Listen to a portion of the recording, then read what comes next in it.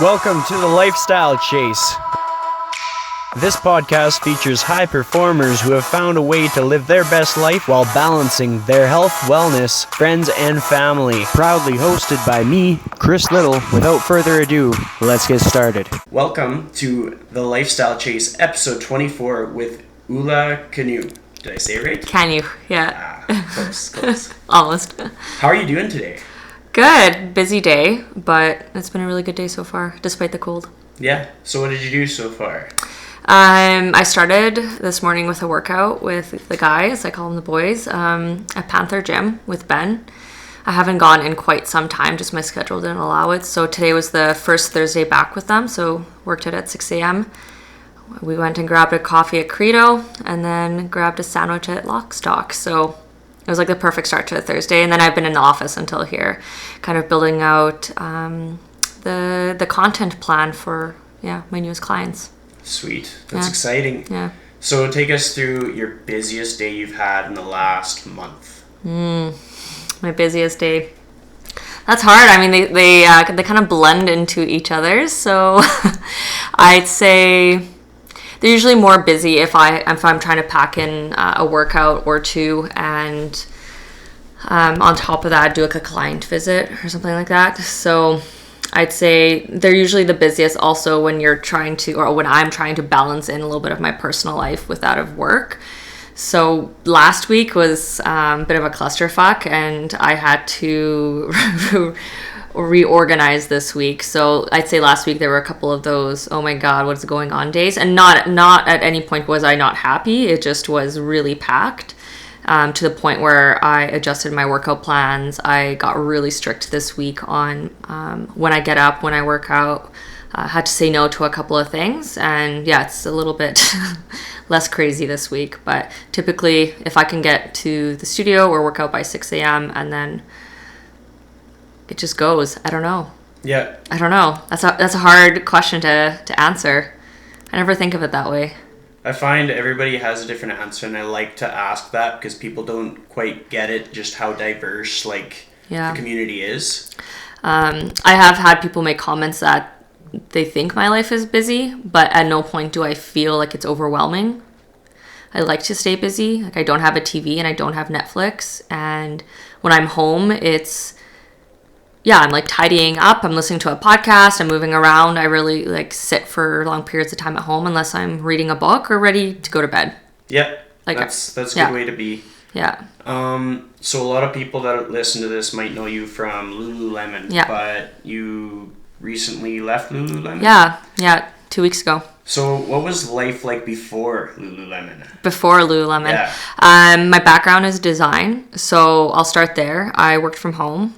I loved / really sucked at being a solopreneur. I didn't have boundaries. I didn't learn how to run a business properly, or some basic client follow-ups, things like that. You know, when you come out of university and you're like, oh, I'm just going to wing it. It was one of those situations. So before Lululemon, I was self-employed working from home as a designer. And to help me build some of my business acumen, I actually took a job at a trust company as a currency trader for a couple of years. Once I did that, I got some amazing lessons from it. And when I was ready to take a change, that's when someone suggested Lululemon for me. And it was just the perfect timing. I was moving more seriously into practicing yoga. I was a lot more open to development at that point as well. I finally was becoming aware. I didn't know a lot, and I think it was just like the right timing to start with Lululemon. Yeah. And what were the lessons that you kind of learned in that venture before Lululemon? I think back to my designer days, and the lessons I learned, a big one is around boundaries. Even if you're working from home, creating office hours, knowing when not to respond. And I'm not saying like don't respond to your clients, and I still catch myself responding at like crazy times. I caught myself, it was like 6 a.m. and I replied to a text, and I was like, who replies to a work text at 6 a.m.? This is exactly how you boundaries get blurry, and no one's gonna get mad at you if you reply at 8 a.m. Yeah. So just keeping my eye on that. creating a designated workspace in your home, even if it's just a desk, but like treating it like your workspace. So your living room table isn't also your office. I think there's those designations that need to happen. So when you're ready to relax, you can relax. And my bedroom is my bedroom. I rarely do anything other than sleep in there, or, like sometimes I'll read, but that's about it, because I don't want my living space to be my workspace and vice versa. And like I look back, and if anything, it's like the lessons I learned were from mistakes. Don't put all your eggs in one client's basket. Like I had a great client that sent me a lot of work, and I just became too reliant and complacent. So now I'm always looking for the next client, the next venture, the next opportunity. Not that I don't love who I'm working with, but I'm also aware that they're allowed to make decisions that benefit their business. And that could be, the lady I worked with decided to move to Calgary. Like, there you go. It's not that I wasn't doing my job. It's that she made a life choice. And yeah, you just have to always be a little bit of that hustle if you're going to be an entrepreneur. Yeah, that makes sense. Can't sit back. Yeah, totally. Yeah. So tell us about this past year. It might be creeping on 2 years now, but like your badassery moment, this like reinvention that you've done. Yeah, it's wild. Like it never started that way. It never was like I one day decided, oh, I'm gonna like start running and boxing and lose weight and become self-employed again and all these kind of things. I think I just was I felt like I was at a standstill or a low point, and I maybe subconsciously started looking for things. And I started aligning my habits with other people that I was either inspired by or admired. And I just started hanging out with different people. And not that like I stopped completely with others, but I just dedicated more time with other people. And naturally, I started doing the things that they're doing. And it really changed my life. And I tried, I just tried new things. I got out of my comfort zone a ton. So, starting to run, and it's funny, even to this day, I'll say like, oh, I'm learning to run. And then I have to catch myself, like, no, I am a runner. It's like a part of my identity. And I think that's like important to say it that way now. And yeah, the transformation, I guess, but that's how it is. It kind of creeps on you, yep. And as it creeps up and other people start noticing it, and they start reflecting it back, people started commenting like, oh, have you registered for a race? Oh, I hadn't thought of that, so you start getting this like feedback loop, and it just kind of starts snowballing. And I'm really lucky. I have people in my life that gave me advice, even when I didn't ask for it, but they gave it in such a positive, like supportive way that I never felt that, it wasn't like they're trying to correct behavior. They're just so excited about what I was doing. I had a student send me a run program for the summer. Like, wow, how nice is that? I had my friend Michael, even little things like saying, hey, you should probably track your calories and like see how much protein you're eating. You're probably at a deficit, and just kind of learning those things. So I feel like the community and the people around me really kind of supported me. And and then it just, I don't know, it just like one day I was like, looked in the mirror and I was like, whoa, like I'm not only mentally stronger, but I'm physically stronger. My connections and community, it's stronger. Like my relationships are better.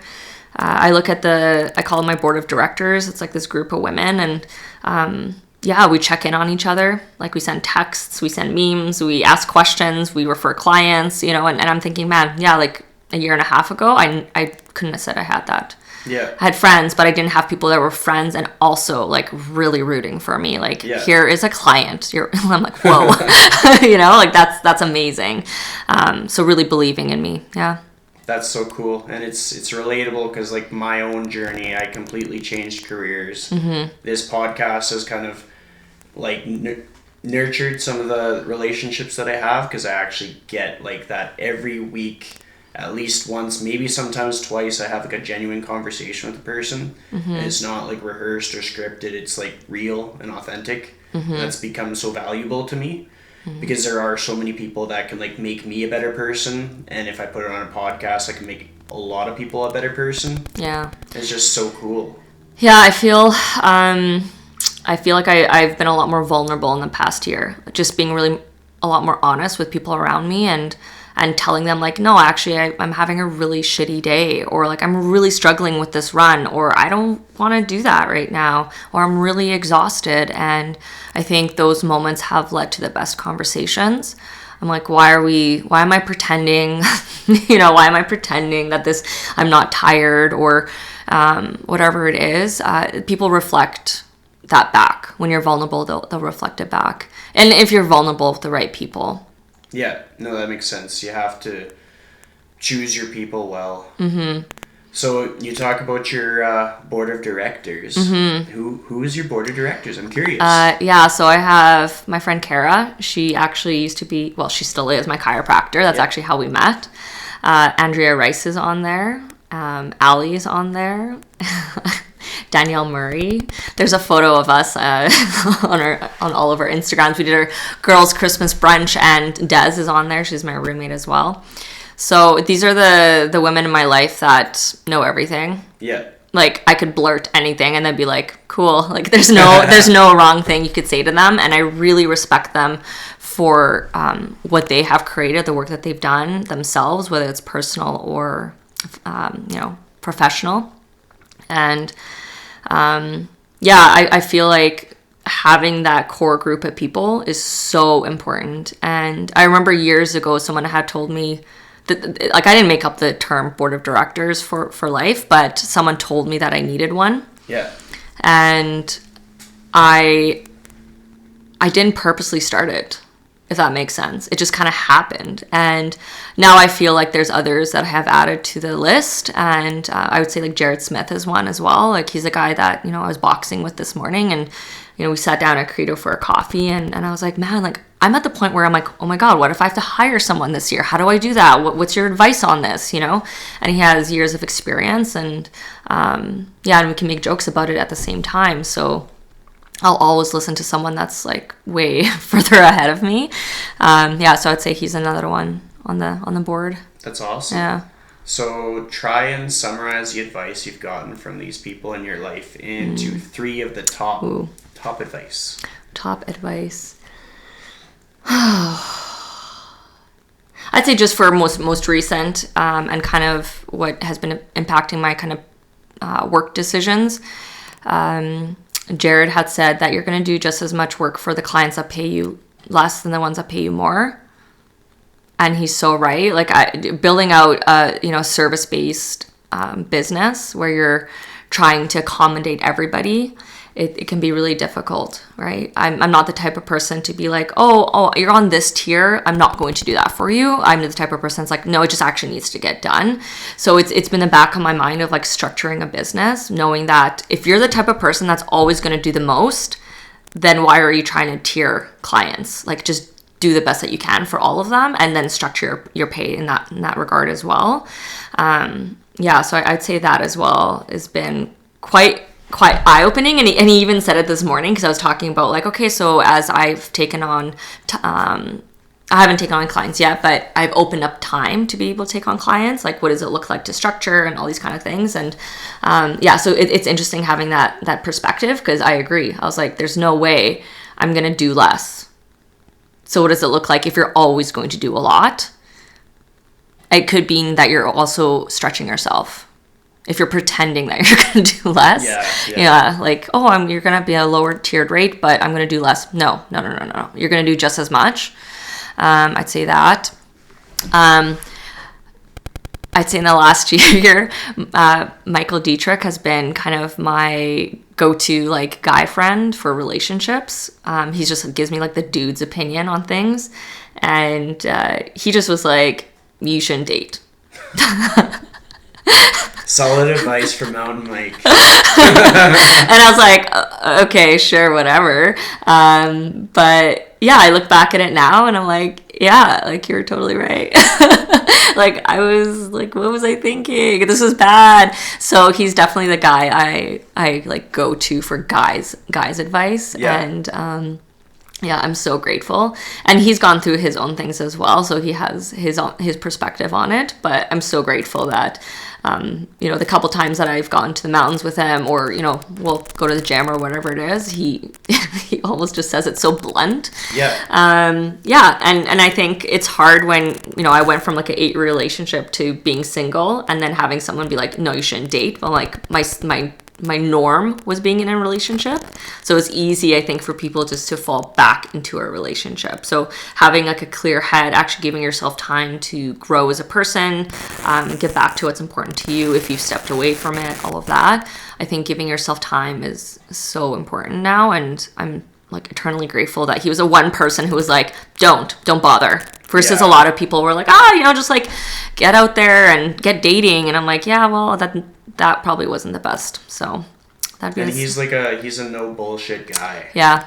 And I have to say, like, I slid into his DMs. I'm trying to get him on the podcast. Mm-hmm. So when you run into him, just kind of give him a nudge. Tell him to answer Chris Little. That guy sucks at texting, and I can say that because he knows it.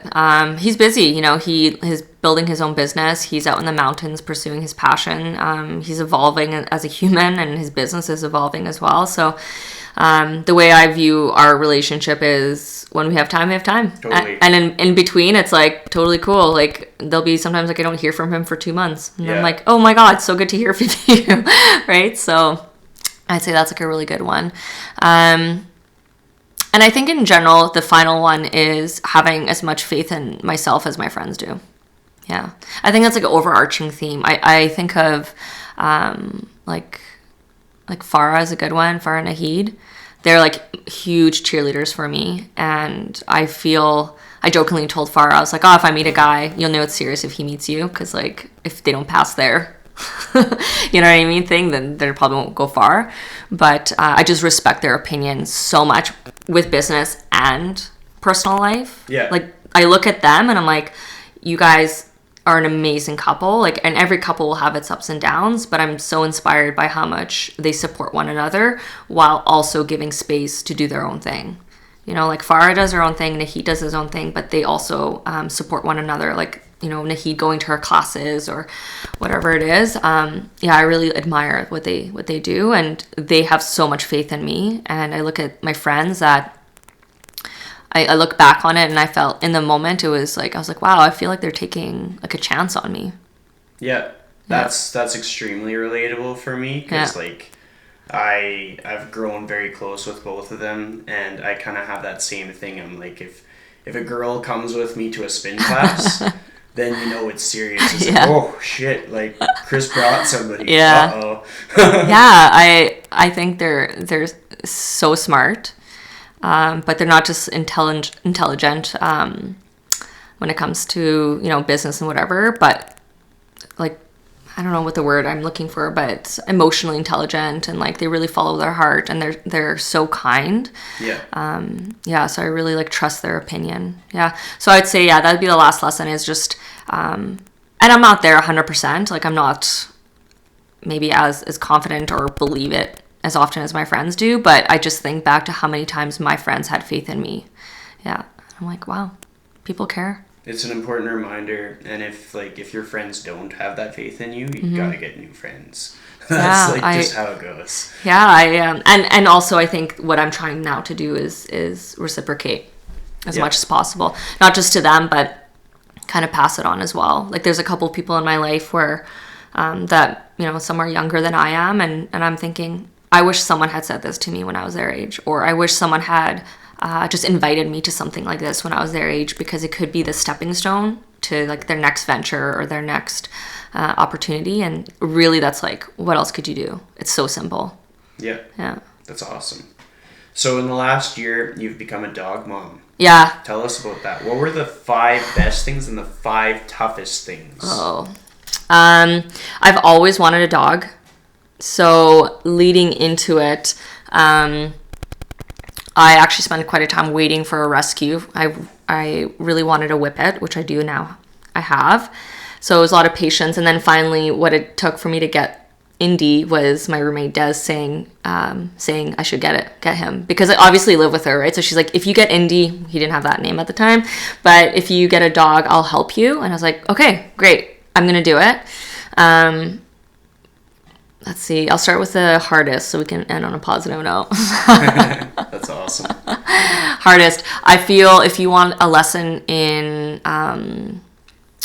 what is it called? The word I'm looking for is personal responsibility. Get a dog.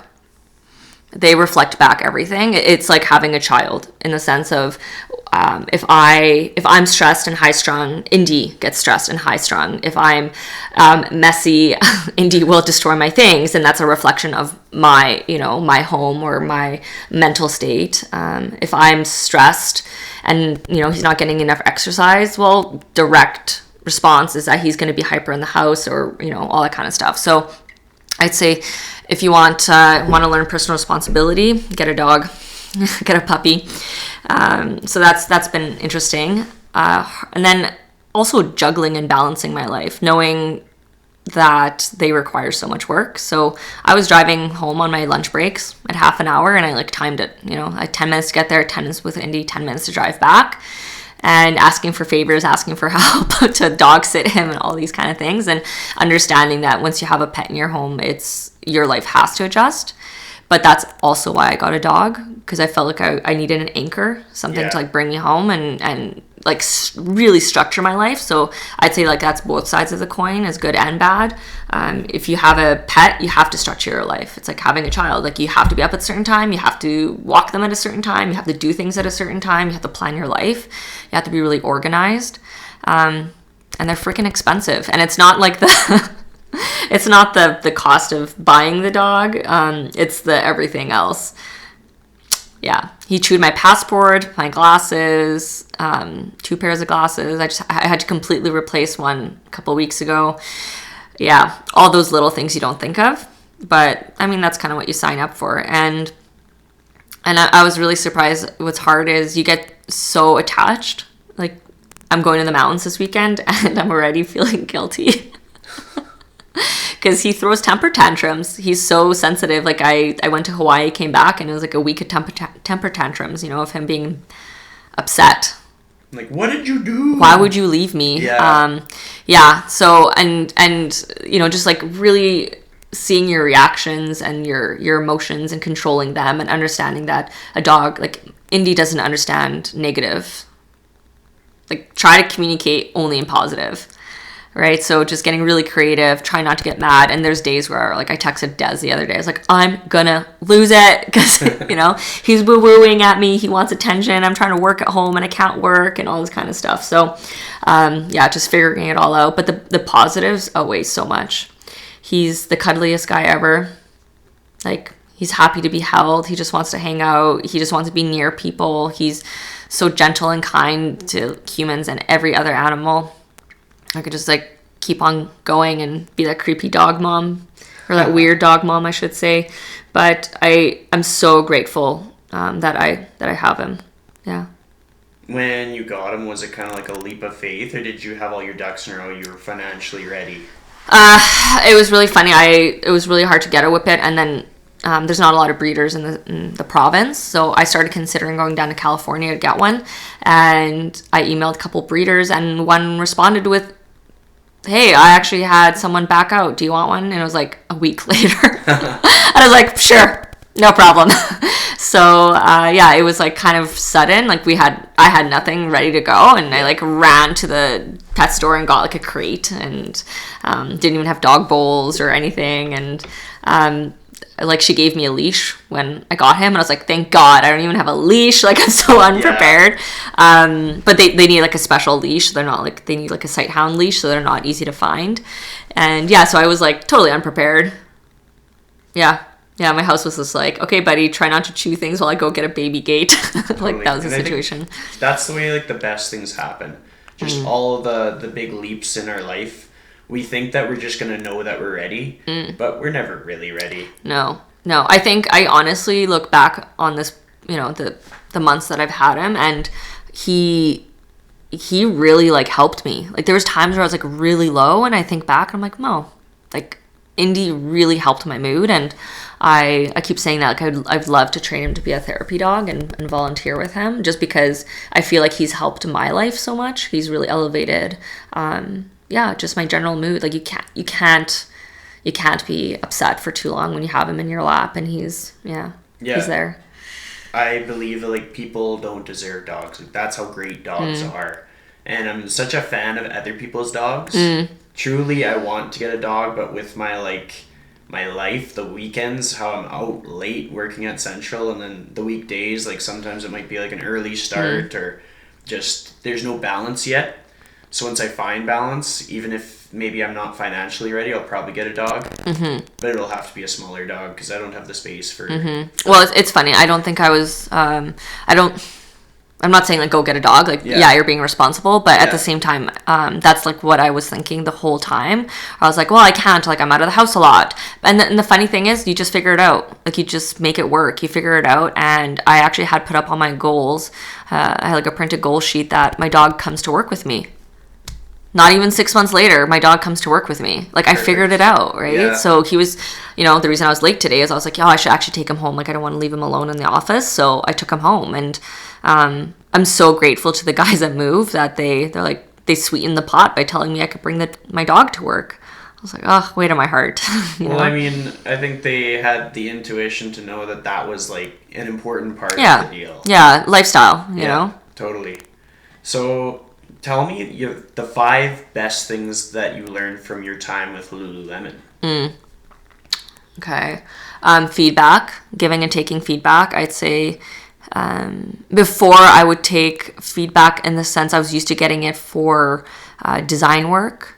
So I was already like, I wasn't shut off from it, and I was used to getting feedback as a trader on sales. Like, they'd listen onto your phone calls and give you like very, very direct feedback. But Lululemon just does it in like a really authentic way, just person to person, and it's not always feedback in relation to your work, but feedback for life, how you're coming across, how you're talking to someone, how you could be talking to someone, practice, take twos, things like that. Like if you mess up a conversation, coming back to it again and not being afraid, hey, can I have a take two on that? Which I think before I would have been afraid to say, admitting that I could have been wrong or maybe I didn't say it properly. So feedback is huge. My favorite lines is ask for forgiveness. And that was something that Lululemon kind of drilled into me in the beginning. Taking kind of leaps of faith in situations where you just need to make a decision. And that's an interesting idea to have if you're an employee, to be like, my superior, air quotes, is going to have my back. And if I make a mistake, we'll figure it out. So definitely just ask for forgiveness. It usually is the right decision. Like, I'm thinking back and I'm like, I don't think I ever did something where someone's like, you should not have done that. Your gut and your experience, intuition are usually correct. So just going with it. I think those are 2 top lessons. What else? I think I look at the transformation from when I first started to when I left. When I first started, I was hired on as what they call a seasonal business lead, so SBL. And that was just like, helping during the busy season with budgets, with hours, hiring, onboarding, offboarding, those types of things, very like operational. And that's where I really thought my strength was. And I can still be that way. I just realized that I don't love it. And Lululemon and the people at Lululemon, when they took a chance on me, they sent me up to Fort McMurray after 6 months working with them to be a store manager. And when I came back, they said, what we actually think you'd be best at is community work. And I remember having that conversation and being like, you're completely crazy. Like, I don't think I'm a community manager. I like operations, all these, I'm used to sitting in front of a computer and all that kind of stuff. And they just reflected back to me what I had done while I was in Fort McMurray, and that's what it took for me to be like, oh, okay, like actually you might be right. And now I look at the transformation, and community is like a cornerstone of my life now. Like all my friends are through Lululemon, all like my workouts, so everything I love doing is basically through the work I did with Lululemon. Yeah. So recognizing that, I actually love connecting with people. I love networking with people, and that was really them having to tell me that I was good at it, because I didn't recognize that in myself. I was always like, I'm an introvert, and And that said, when someone tells me they're introvert and that's why they don't talk to people, I say it's because you're lazy. You can learn to talk to people. Introvert just means you get your energy, differently. And I am still an introvert. I like my alone time. I like one-on-one time with people. I generally, when I think of a fun time, I don't think of hanging out with 100 people. I think of hanging out with one person or two people, like really close knit. But that's separate from, what you need to work on for work or whatever it is. But how many was that? 3? You got 3. You got 2. Okay, what else? What else did I learn from Lululemon? Honestly, a lot of business acumen. I would say that as well. I suck at emails. To this day, and it's not something I'm not using an excuse. It's something that I actually just have to be very proactive at. And communication, learning communication via email. And it seems so, okay, that's pretty basic, Ula. But communication, if you're not face-to-face with someone, and those tools and skills of having a phone call and getting a point across, I laugh now when I get emails from people and they're like an essay. I'm like, well, that probably should have been a phone call, It's such an important skill to have, and Lululemon is really good at drilling that into people, whether that's verbal, whether that's a message, whether that's, an email. It's so important, communication, yeah. They elevated my game in that 100 times. So yeah, and that leaves 1. Hey. Yeah, you bet. Relationship building. Yeah, I'd say that. Again, I think they gave me the space to flounder a couple times, mess up a couple times, and really learn how to build rapport quickly with people. And in a way that's authentic to me.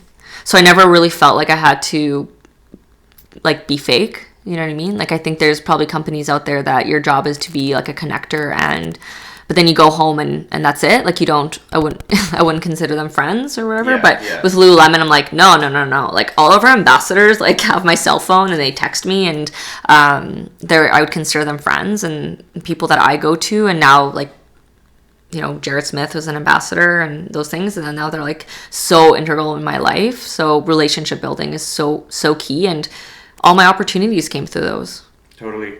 And just that importance of being yourself. Yeah. Because that's something I can't say it enough. Because in the fitness industry, there's 2 streams. There's the people that'll be themselves, and then there's people that'll try and project what they think everybody wants to see or what they see as successful. Mm-hmm. And in the long game, just it's a dangerous game. Yeah. Doing what you think is right with your values is the right thing to do.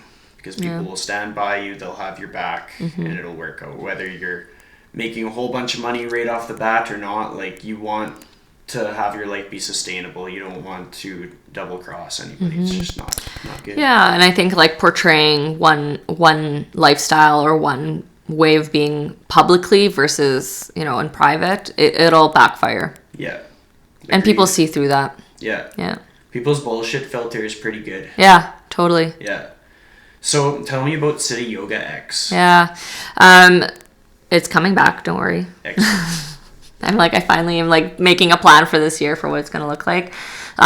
So City Yoga. So my teaching journey, I've worked at and taught at amazing studios in the city, and I think just my lifestyle dictated a little bit more flexibility. I had permanent classes in a couple studios and loved it, and I probably will go back to subbing. I think it's a great community to be part of. And I also, I guess I'm just a serial entrepreneur. I wanted to do my own thing. And I was talking to actually Simon Bennett this morning, where it's really funny. I was reading that most entrepreneurs nowadays don't start one business, they start 2 at the same time. And that's kind of how I feel. I'm starting, my work with social media and community on one side, but then mirroring it is City Yoga. Because the lessons that you learn from one can apply straight to the other. And it could be as basic as hey, I'm looking for an accountant. Well, why wouldn't I get an accountant for both? Hey, I'm building a website. Well, why wouldn't I build a website for both? So with City Yoga, it started as by donation yoga. So bringing yoga to the people. I want to teach, and I don't always think it's really accessible in the city. I think fitness in our city can be quite expensive. And I'm not saying like studios are wrong to charge, and I'm not saying anyone is wrong to make money. Like, you deserve to make an income based on what you're doing. I 100% agree.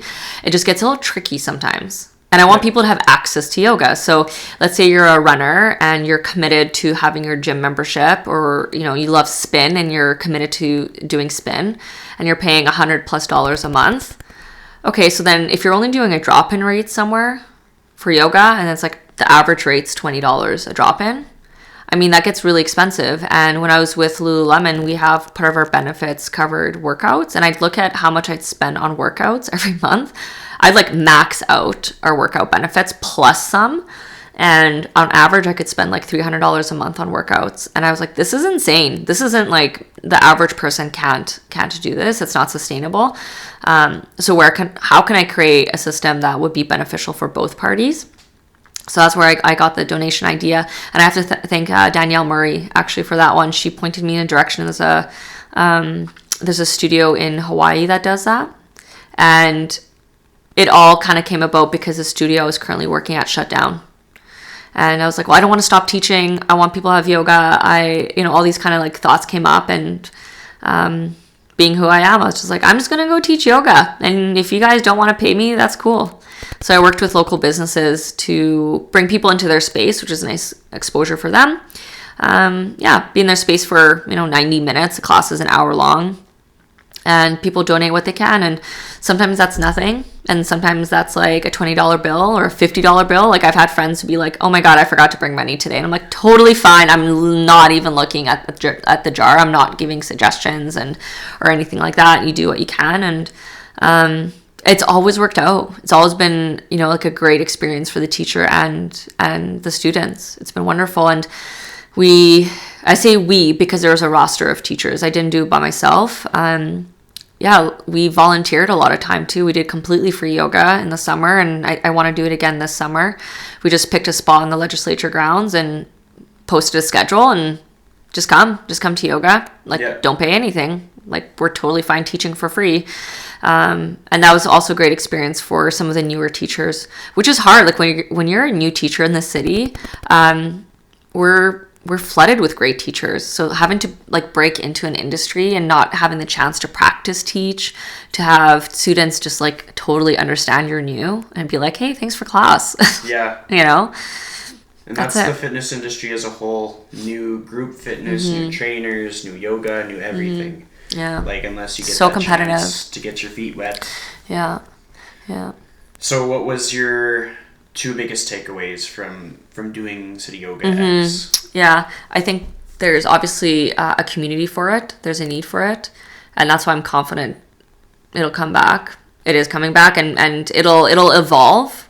It just has to at this point, for, operational reasons even. And so it'll evolve. But I think the people, it was really interesting, the diversity of people that showed up. Because I started offering yoga, and I don't know what I expected, but I was really used to the crowd that comes to the studios. And then the crowd that came to City Yoga was just crazy diverse. Like, I had hardcore runners, and the only yoga they ever did was with me, And what they were looking for is just a non-studio setting, or maybe like a less traditional setting, where it's like super welcoming. And every once in a while we do like something fun or random, and just see if it worked. And people really responded well. So I was really impressed with the support from the community, and like so grateful. The runners were huge. The runners helped so much. Yeah, I think. Yeah. They're like a mob. Yeah. If you get one of them on board, they're amazing. It's awesome. Yeah, they're amazing to work with, and I just felt so supported by them. Yeah, so I think the community and the need for it, something that's accessible. And what else? I think also the crossover to like, I was so impressed with the businesses I worked with. Like, I think of like Urban Timber, and they didn't know me. Like, they really didn't know me at all. And then they just like opened up their space. I like reached out to the owner, and he was like, yeah, I have kettlebell classes here. Why not have yoga? It's like, okay, that was easy.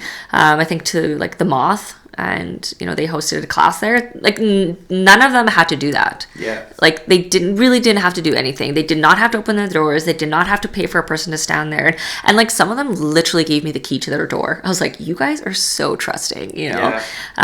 So I was really blown away by the trust in the city. Businesses just being, I think that's a great idea that you're trying to give yoga to more people. Here you go.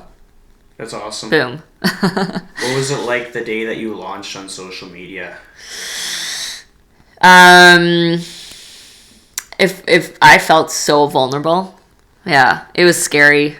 It was so scary because, I was like I still am, like if you look at City Yoga, I'm like on it a lot. Yeah. And, to be like, hey, I have this vision, Yeah.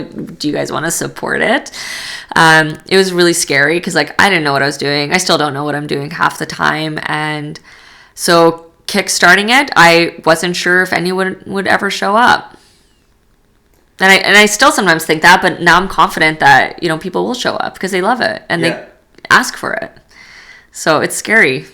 Yeah. And one thing that it'll be a testament to how much of far as support that you have is that at the time I was an instructor at True Ride, and so she had just trained us. Yeah.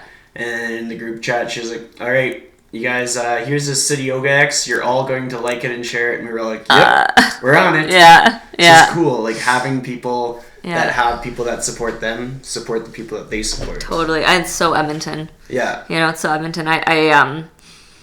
I'm sure other cities are like that, but I think, like when you said, what are the two things you learned from it? I'm like, well, the students support me and the businesses support me. Yeah. So it's like literally everyone just chips in, one share that you think it's not that big of a deal, but it could really like get you out to a new market or, the next location or your next best teacher or whoever, right? Or it could impact someone in the sense of like them not knowing that it exists and suddenly now they have access to yoga, whereas before they hadn't. So yeah, the support in the city is just, it's unreal. And it's so reassuring for people that ever have doubts, like, will this work out? Like, if you just kind of trust the process and be prepared for, like, things to go wrong, but just work through it, then it'll work out. Yeah. And I tried to be as transparent as I could with people. Kind of, like, saying, like, hey, I have no clue. Like, I don't know. Like, no one else is doing this in the city. Let's just, like, see if it works. And, I tried a couple different things that didn't work and kind of worked. And, yeah. Totally. Yeah. So let's talk family. What role does your family play in your life? So I'm not from here originally. I was born in Poland. I grew up in Edmonton. So I am like, I don't think of myself as not being a Canadian, but I definitely have a very strong connection to Poland still. I still think of it as like home, if that makes sense. And I joke, it's like my parents came here and then they left. They left me. And so my dad lives in Brazil. My mom's a snowbird and she lives in Mexico. If she can do more than half a year, she'll do more than half a year. And very, very nice kind of thing that happened this year is my brother moved back. And I don't know if he'll stay, but him and his girlfriend are giving Edmonton a year. And he's lucky that he can work remote and she can as well. So they're giving Edmonton another try. So the role they play now, I think is quite different from what they had played a couple years ago. Okay. I think like the transformation that I have gone through, and it's weird to actually say transformation, but yeah, I guess that's accurate. I think I was less willing to share the real details of my life. You know how you were with your parents, sometimes you're like, oh, I don't want to tell them that like I'm stressed. Yeah. Or that my relationship isn't going the way I'd want it to go. And I at some point, like over a year ago, just was like, no, that's bullshit. Like if anyone should know what's going on in my life, it's my parents. Yeah. And with them, I have like the most real conversations. They know everything. Like when I was going through my breakup, like, my parents are divorced. They went through the hardship of it as well. Like I listened to what my dad had to say. I listened to what my mom had to say. I called my brother and I asked him what he thought, and I really listened to what they had to say. Whereas I think before I would have hidden a lot more, thinking that it saved them the grief or like the worry of it. And not anymore. I just like tell them how it is. Yeah. and yeah, they worry and they, you know, whatever, but at the same time they're amazing. And I think part of that is because they're not here, I have to be that way. You know, like when they call me, I have them on the phone for an hour. It's not like I spend Sunday afternoon or Sunday brunch with them every single week for 4 hours where you have a natural cadence and time to let, you know, conversations evolve. It's like, no, I got you for an hour, and next week I'm in the mountains, so I'm probably not going to talk to you. So sometimes I don't talk to you for 2 or 3 weeks, and that's okay. So when I talk to you, I'm going to tell you how it is, and what I'm excited about, what I'm, you know, scared of, the advice you got to give me, and yeah, they know everything. It's awesome. It's important. Like I found when I made my big leap and changed careers, I had about like 2 weeks where I was essentially unemployed. Yeah. And it was scary. Yeah. And so I called my parents like every day, sometimes twice a day. Yeah. Because it's like you just kind of got to get your thoughts off your head, just kind of like say it. Yeah. And more often than not, parents have gone through everything. Everything and anything. Yeah. Yeah. They've done it. They've done it. Like my parents literally have done everything I have done. They've owned businesses. They've gotten a divorce. You know, they've done it. So why not listen? And yeah, and it's interesting because it's when they call, it's interesting what they'll say sometimes. Like they're being, I don't want to say it's not like they weren't thoughtful before, but now they're even more aware of like what I need in that relationship. It's I love it. Yeah. Well, it's because you've communicated with them more clearly and more like authentically that they understand their role. Yeah. Oh my God, my parents are like hilarious now. Like talking about dating. Like talking about dating with my parents is hilarious, you know, like the advice they say and the things they'll tell me, and I'll laugh, like I'll often laugh and be like, oh my God, Dad, like no. But then I think about it later and I was like, actually that's like really good advice, you know, like that's coming from a guy that, you know, has gone through 2 divorces, and he's like, okay, this is what I wish I had done, you know, or like this is what you can expect or whatever. What's the 3 best pieces of advice you got? Oh, yeah. My mom, I always go back to, I think I posted a couple posts ago, was one day you'll wake up and you know it's over, you know? And I think it's human nature to overthink things. I think it's human nature to want to know the answer before you're ready for it. And it could have gone either way. Like I could have woken up one morning and be like, no, I'm like really committed to this. And yeah, it was the craziest sensation to be like, no, I'm like ready to move on. And there wasn't like as much thinking and overthinking I could have done about it. It was time. And she called it. She's like, don't overthink it. Like, you'll just know. That's crazy. But true. But so true. Because it's like when you're ready, you're ready. And when you're not, you're gonna probably suffer for a bit, and just be kind to yourself, be easy on yourself and your partner. And if you want to work on it, then work on it. That's also fine. Like, you know, there's no wrong either way.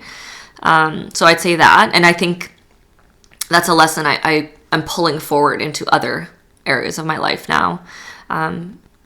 You won't know. You won't know until you know. Yeah. Like thinking about it won't let you know. So I think that's like a big, big lesson. And my dad actually, he told me to be ready, which is weird. And people are like, what does that mean to be ready? But like, he's like, when you are living with someone and you're kind of codependent on each other, financially, like, you know, like with my ex, like I was really close to his family, all these kind of things. He was like, you don't want the reason you stay to be a financial reason. So he's like, you just need to know that, like, you be secure and self-sufficient. He's like, look at your life right now. Like, you shouldn't be leaning on anyone. And not that you shouldn't have a partnership. I think that's separate. But like if you're embroiled in a relationship where you're, you know, like, should I stay, should I go? And the only reason you're staying is because they help you pay rent.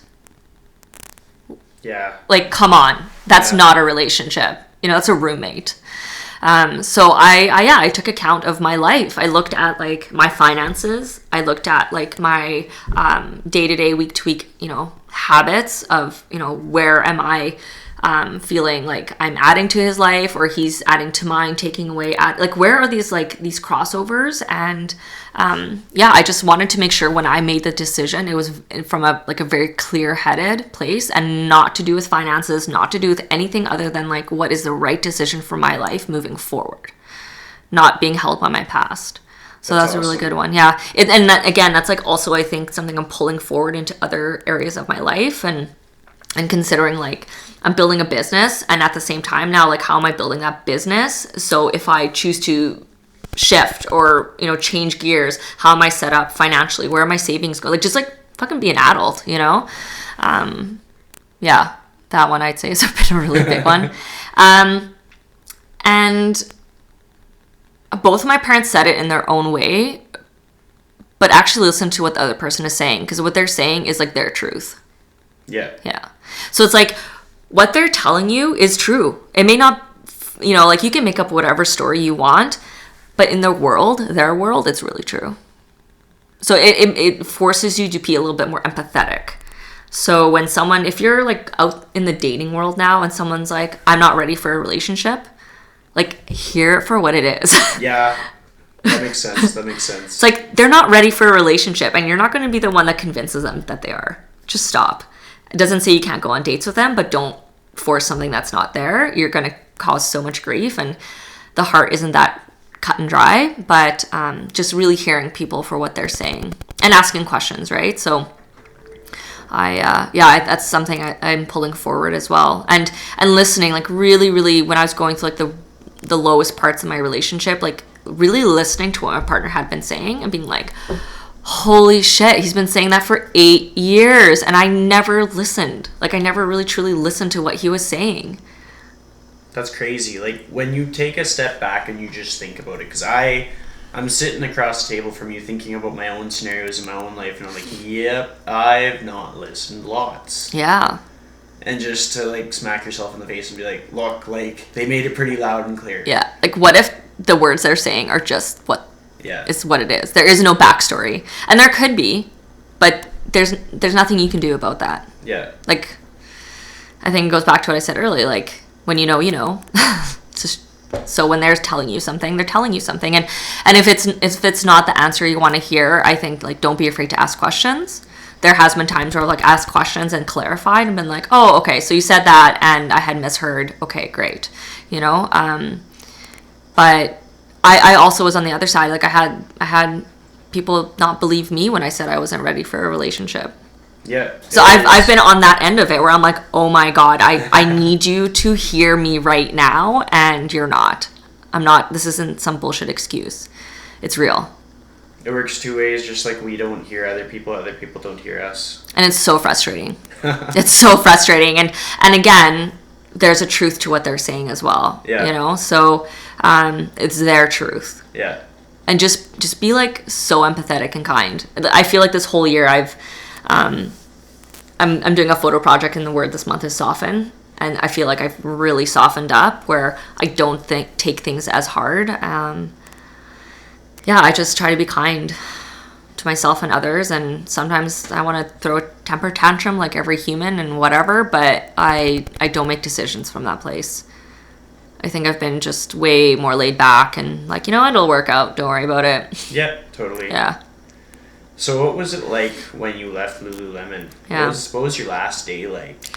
Oh my God, it was such a whirlwind because I wasn't actively looking for another position. I knew I was at the cusp of taking on more clients, kind of figuring that out, what that looked like, building a business. And I had this like the ideal vision of like how my life is working. And then I got referred. Actually, Allie referred me to Move, and they just were like, hey, we need someone part-time in-house. But like we needed you last week. I was like, oh my God, So it was just kind of like a leap of faith. It happened so quickly. I feel like I didn't even fully like process it. I feel like I'm still processing it. I just started my second week, or I guess I'm going to be finishing tomorrow my second week with Move, and I finally feel like I have both feet. Not like I didn't have my feet in before, but now I'm like I feel more connected to the team. Like I'm feeling like, oh my God, I actually like work here and I don't go to Lululemon anymore. And It was really bittersweet. Yeah, it was really hard. It was like I literally cried when I told them, and it was like, oh my God, I'm so scared, but also like I'm so sad to be leaving my people. Yeah. Like the people at Lululemon are like the best. I don't know how else to say it. So, yeah, I felt really sad to consider, okay, I'm not going to get to talk to these people every single day about, our lives, like our what we're doing outside of them. And I think of like Friday mornings were really special to me because that's when we'd merchandise, and I'd start at 7 a.m. There's something special when you have to start that early with someone. And, we had this little core crew, and I think I was literally late every day for that. And, it was just like a camaraderie. Yeah. You're working with a team, and we'd listen to, some days we'd listen to salsa music, and some days we'd listen to relationship podcasts or whatever I felt like. And yeah, it was really hard to step away from that, and also scary because Lululemon also provided so many opportunities. Yeah. I kind of feel like you have enough close relationships from that'll continue to flourish. Yeah, and I'm actively maintaining some of them too. Not like I'm not actively maintaining others, but naturally things happen, and there's definitely people where I make the point of talking to them, of reaching out to them. I want to start running with Run Collective because I want to be around those people, and I'm saying I want to start because I'm just this year, I just don't want to run outside in the cold. Yeah. I'm just like over it. I did it last year. I just don't feel like doing it this year. So I'll be back at Run Collective and November Project and all those things because I think the community is so powerful. Yeah. The way they rally. Yeah. I want to be part of that. There's certain things and people that we mandate in our lives. Yeah. Mm-hmm. So important. So on the topic of Lululemon, because they always talk about big, hairy, audacious goals. Yeah. What's your big, hairy, audacious goal? So it's funny because it kind of led me to take the leap and leave, is I can work from anywhere in the world. So it never really had like a dollar amount. It was a lifestyle, and I want to be able to get on a plane when I want to get on a plane. Yeah, or get in the car and go to the mountains whenever I want. I want to create a lifestyle that's filled with flexibility. And yeah, I think the rest, there's other things I have in mind, but I think that one has been like a really, really strong one that's been consistently pushing me to, create a side hustle. Like I've never just worked at Lululemon. Like I've always done something else as well and kind of found my way. So I think at the end of the day, that is 100% what I want to create. And I know it'll be eventually a business. And in my eyes, a business you created to sell it or retire off of it, and whatever that looks like, I'm so open. Like, I have this vision, and whatever it takes for me to get there is what I'll do, and I want to leave legacy as well. I think legacy is so important. So I think City Yoga will play into that. How I can impact our city, how I can impact how people experience yoga, and through yoga, what they can create in their life. And I think that is huge for legacy. Yeah, I don't think I'd want to look back on my life at, 80 years old and be like, man, I sat in an office all day and no one's going to remember me. Yeah. And I know like maybe that's shallow or ego to be remembered, but I think that's where legacy will be more impactful or meaningful. What does it look like 50 years from now if I change the experience of yoga here? Yeah, that makes sense. Yeah. That makes sense. And it's like, it's important to have like a purpose and to know that you do something that impacts other people is so fulfilling. Yeah, with City Yoga, I wrote out some like long-term goals, and a couple of them include providing teacher training for people that can't afford it, whether they choose to teach or not teach. I think going through the process of learning to be a teacher is so powerful. You learn so much about yourself. So having, how do I set up that system where by donation yoga somehow pays for someone to take training? Like you start getting like creative in your brain, and I think that's, an aspect of legacy. Like what would it be like to hand that over to someone and be like basically like a scholarship? Yeah. That's really cool. I like that. So, talking about your day-to-day, I want you to list off 4 non-negotiables that every day that you wake up, you need these in your day. Okay. Right now, a non-negotiable is my structured workout plan. And it doesn't mean I work out every day, but it's like planned into my week. I'm very aware of what I have to do that day. If I don't have it set, I won't do it. And if I don't do it, it impacts my mood. 100%. If I go like a week without working out, my mental state drops and I make decisions from more of like a negative space. So my workout has to be set. And I'm, willing to be flexible on some things, but what I've discovered, the more rigid I am, the better it actually works. So I'm very committed to like what my sweat of the day or how my workouts are planned out for the week. It's a non-negotiable. Food. Yeah. So I'm kind of boring now when it comes to food. I joke about it. I love cooking for people. I love cooking for other people, but like nourishing my body is so important, and I just don't have certain things in my house now. I think every time I make little, like, oh no, it'll be okay, like I'll take, do takeout or blah blah blah, I always regret it. And again, I think that's an impact on my mental well-being and my, like my emotions versus, I like physically you may not feel great, but it does, like how you take care of your body is a huge impact on how you function day to day. So I'm pretty like boring when it comes to like what I eat. I don't vary it very much, but I know that works for me right now. And based on like my schedule and what I want out of my life, I'm so happy to be like boring with my food. Like I don't really have any like booze in the house. We have Prosecco in the fridge just in case for celebration. Yeah, like course. We always have a bottle. It's to the point where like I was going out and I was like, I'm gonna grab like a glass of wine where I'm getting ready, and I like opened my cabinets. I'm like, I don't have a drop of liquor in my house. Like what? That's so weird. And I used to be like a bartender. I used to have like a full cabinet of stuff, and now it's just like actually doesn't benefit me. Having a glass of wine when I come home doesn't benefit me at all. Yeah. So, workout, nutrition, completely non-negotiable. What else is non-negotiable? Those are good questions. Shoot. What can I not live without? I feel like what's happening with indie, like I'm so hyper. I know it sounds weird, but again, that's like the discipline aspect. It's amazing how disciplined you have to become if you have to take care of someone else. Yeah. You're like, I can't sleep in. I have to get up and walk the dog. I want to go to the mountains. Guess what? I have to make a plan for a babysitter. Do you find that having indie makes you take better care of yourself as well? Yeah. I'm at the park 3-4 days a week. I'm like walking all the time. I take breaks from my work. And that's like why I got a dog though. Because I knew as a self-employed person, you can sit at your desk for 12 hours and like get up and be like, what just happened?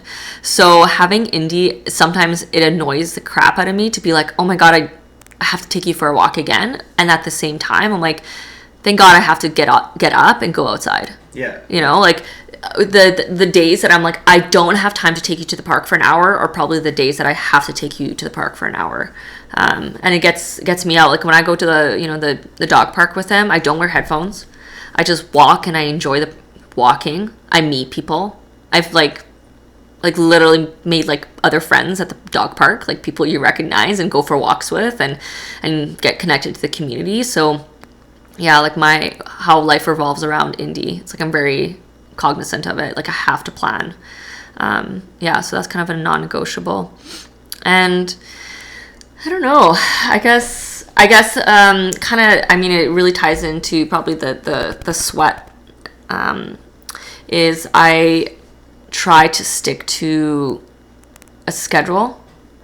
Again, it's discipline, but at the end of the day, if I know where I have to be, who I have to be with, and what has to get done, it leaves these open spaces in your life where you can just relax. Yeah. So it's like, I know once I'm done this, I can say yes to going out with a friend. I can like, and when I say yes, I'm like, yes, I want to be there, not, oh my God, I'm obligated. I need to get other work done. And sometimes it's hard to say no, and I still struggle with it. But the best weeks I have are the ones where I know exactly where I have to be, with who, doing what. And then the open gaps are the ones where I really enjoy. And I for sure have one day a week where I don't plan anything before noon, and I just let myself get up, read a book, do whatever I want, work out, don't work out, whatever. Like I do leave that open space, but it's because I know the rest of the week is fine. Like there's no, and I used to joke with Lululemon, it was like, if it's not an outlook, it's not real. That was like my rule. If it's not in my outlook, it's not going to happen. Done. I booked a meeting with a photographer next week, and I was like, if it's in my calendar, I'll show up. We just need to put it in. Yeah. That's kind of the same with me. Like all my client sessions, everything that I do, it needs to be in my Google Calendar, or else it doesn't exist. I think I drive people nuts sometimes. I've had I have a friend where I was like, hey, do you want to go to the mountains? It was like 2.5 weeks in advance. Hey, do you want to go to the mountains on like January, blah, blah. And their response was, wow, you really plan. And in that moment, I was like, well, yeah, like, doesn't everybody? But in my head, like, I thought about it later, and I was like, oh, he must think I'm crazy. But it was a weekend between transition, between Lululemon and Move. So that was actually, like, scheduled fun time. Like, I, like, put it into my calendar of, like, whatever happens that weekend, I want it to be a weekend where I, like, relax. So when I start work on Monday, I feel really good. Yeah. Like fun is fun, but it's even more fun when you actually have nothing holding you back from like fully enjoying that moment. Totally. Yeah. Agreed. So we're going to wrap it up. We're going to our last question. Kay. This is something that I ask everybody. Okay. If you could give one piece of advice to somebody on living their most authentic life to the fullest, what would that piece of advice be?